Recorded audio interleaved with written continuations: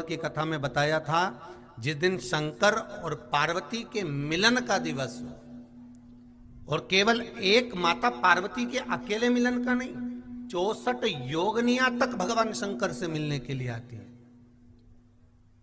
पीला चंदन लगा लेना। कितना लगाना है? बीच वाला जो पत्ता है उस पर पीला चंदन। जब आपको लगे कि मेरा जीवन बहुत कष्टमय है, अब ये रोग, अब ये कष्ट दूर ही नहीं हो रहा, अब ये आए दिन तकलीफ पर तकलीफ बढ़ती जा रही है, आए दिन रोग बीमारी, पैसा घर में बच नहीं रहा, बहुत कष्टमय जीवन है, इसमें लगाओ पीला चंदन बेलपत्री की बीज पत्ती पर। महाराज, और बीज पत्ती पर जब चंदन लग जाए, लगने के बाद में ये दोनों पत्ती पर लाल चंदन लगा लीजिए। इन दोनों पत्ती के बीच में जो डंडी का भाग होता है, आपको कहा था, आपको स्मरण में होगा शायद, हमने जब बेलपत्री की महत्वता बताई थी तो उस बेलपत्री की महत्वता में कहा था ब्रह्मा विष्णु महेश ये तीन हैं, बोला था।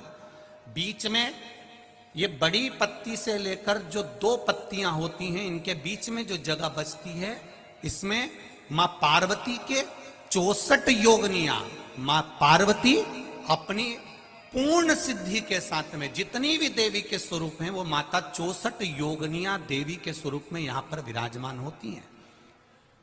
दो पत्ती के नीचे से जो डंडी होती है नीचे तक, ये पूरी डंडी में 33 कोटि देवी देवताओं विराजमान होते हैं इस पूरी डंडी के अंदर।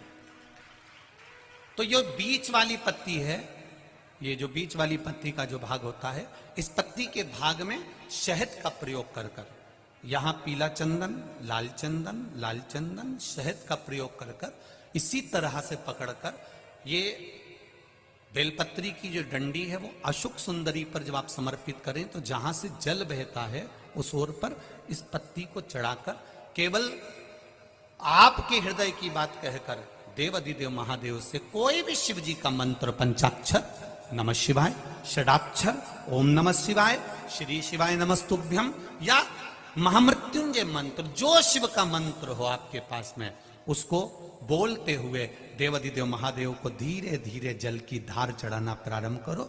जल की धार जब पूर्ण होने लगे, उसमें थोड़ा जल बचे, तब अशोक सुंदरी पर जो तुमने बेलपत्र चढ़ाई है वहां उस जलधार को चढ़ाएं। ये प्रयोग आपको केवल सोमवार की अष्टमी पढ़ने पर ही करना है। कौन से दिन करेंगे?